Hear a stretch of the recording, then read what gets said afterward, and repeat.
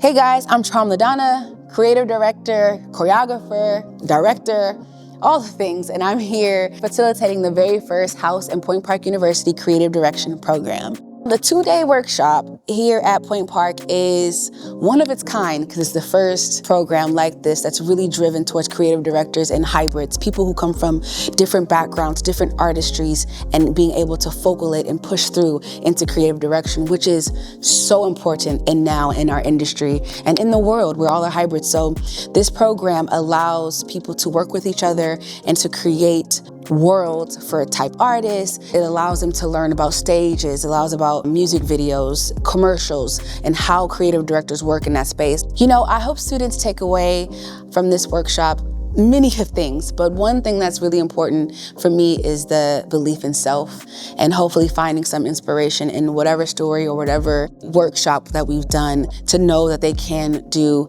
and be whatever it is they wanted to be in the creative director space. And there are no limits in that space as well.